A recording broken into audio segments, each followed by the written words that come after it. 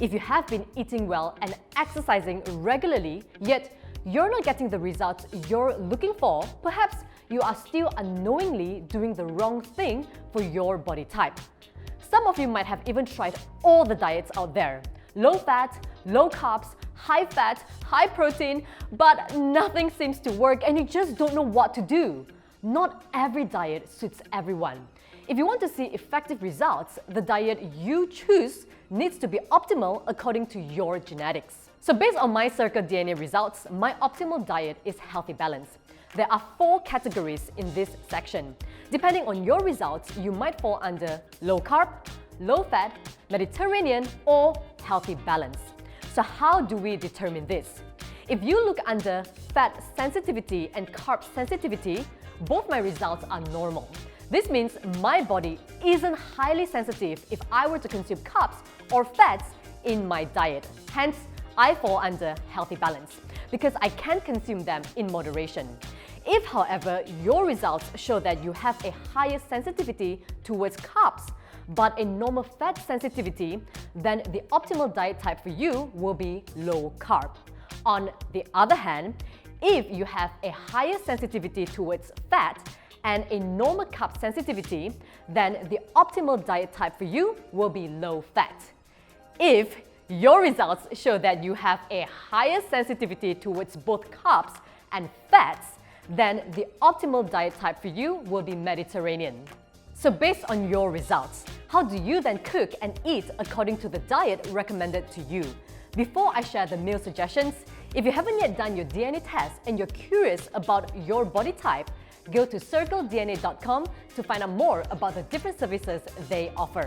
You can use the coupon code Joanna at checkout to get 1 kit for 35% off, 2 to 3 kits for 40% off, and 4 or more kits for 50% off.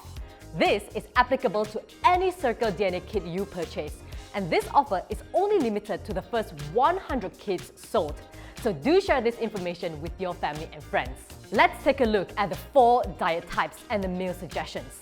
Let's start with my optimal diet, which is healthy balance. If you fall under this category, you are lucky because your body tolerates fats and carbs well. Hence, the recommendation is to consume everything in moderation. Your healthy plate should look like this: half vegetables, quarter protein, and quarter carbs. Fill your plate with a variety of colorful vegetables as they are a great source of vitamins, minerals, antioxidants, and dietary fiber. You can also add a piece of fruit into your meal. As for protein, go for high-quality proteins such as chicken, fish, meat, tempeh, tofu, beans, legumes, and yogurt. The general recommendation is about 0.8 grams of protein per kilo of your body weight. But if you are active, then you should be consuming between 1.2 to 1.7 grams of protein per kilo of your body weight. For example, I'm 50 kilos, and because I'm active, I would consume about 1.5 grams of protein per kilo of my body weight. That means I should eat about 75 grams of protein a day. How I would achieve that is to consume 2 eggs for breakfast, 1 portion of salmon for lunch, and 1 portion of whitefish for dinner. That gives me a total of 72 grams of protein. You need enough protein to perform strength training and to build lean muscle mass. Based on my nutrition report, I have a higher needs for iodine, omega-3 DHA, vitamin B12, and vitamin B6. Hence, I follow a pescatarian diet and will consume oily fish such as salmon, tuna, or mackerel at least 3 to 4 times a week. If you are a vegetarian or vegan, you can also consider taking supplements if you find meeting your daily requirements from food alone is difficult. As for carbohydrates, choose healthy complex carbs such as rice, quinoa, oats, buckwheat noodles, sweet potatoes, pumpkin, whole grain pasta, or wholemeal bread. I have been following a healthy balanced diet for several years now, and I have seen great results. I have enough strength and energy for my training, and I've also improved my body composition by reducing my body fat and increased my total lean muscle mass. Let's have a look at the low-carb diet. If you fall under this category, that means you have a higher sensitivity towards carbs, and your body has a high resistance to insulin. Insulin is the hormone responsible for controlling your blood sugar levels. A high level of insulin resistance means that your blood sugar levels are likely to spike after consuming carbs, especially refined carbs.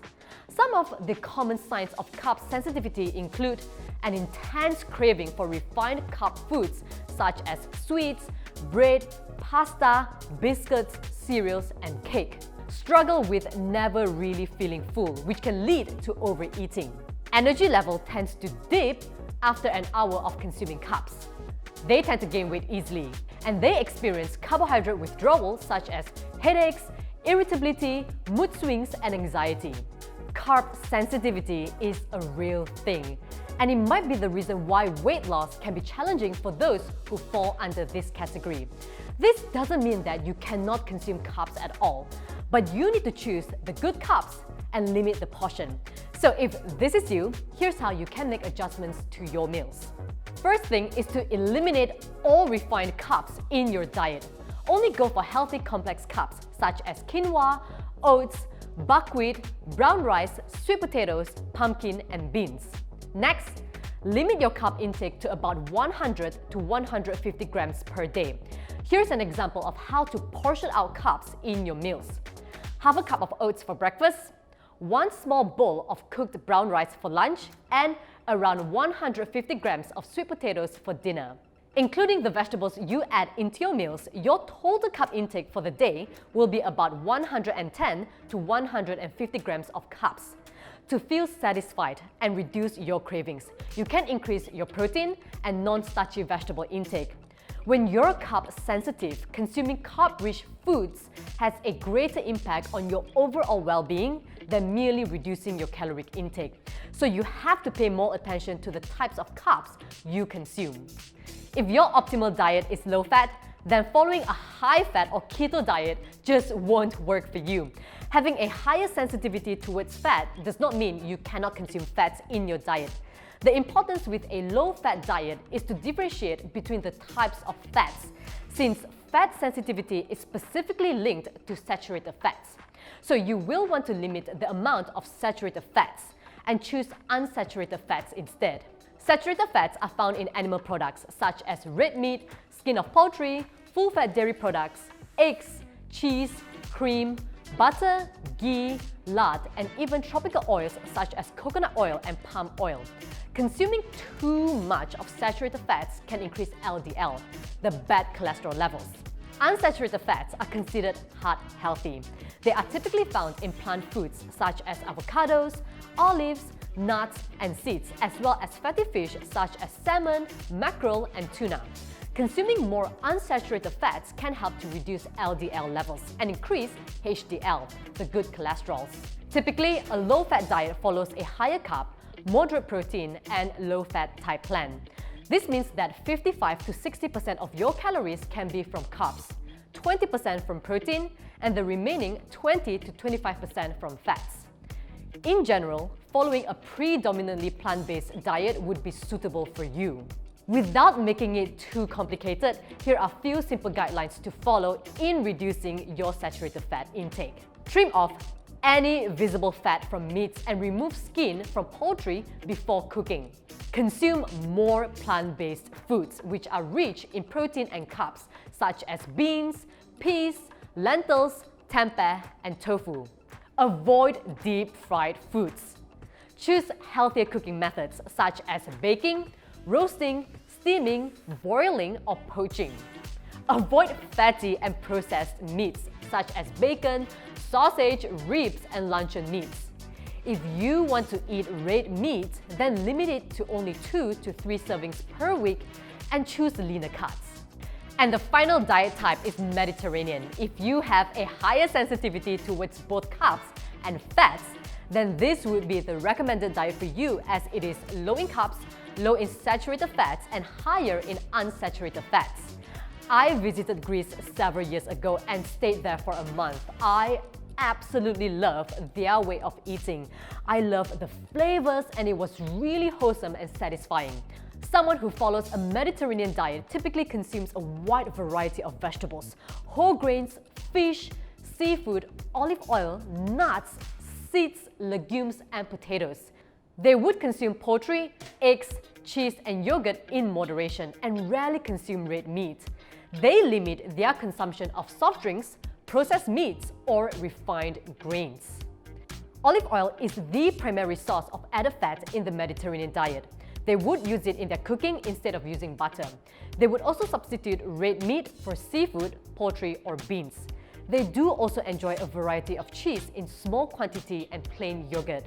The Mediterranean diet is a delicious and healthy way to eat. This diet is also suitable for me as it meets my higher needs for oily fish. Once again, it's important to recognize that our body type is not a life sentence. Your body type will shift based on your lifestyle, activity, and diet modifications.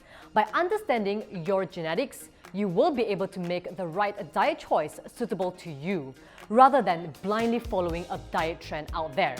Do you know what's the optimal diet for you? Let me know in the comments below. To find out more about your body type, go to CircleDNA.com and key in the coupon code Joanna to get up to 50% off. Links are in my description box below. If you enjoyed this video and find the information to be extremely useful, then do share it with your family and friends. In my next video, we will discover more about the right type of exercise you should be doing according to your body type. So be sure to stay tuned. And do also subscribe to my YouTube channel for a lot more workout videos, nutritional tips, and fitness tips. All the best!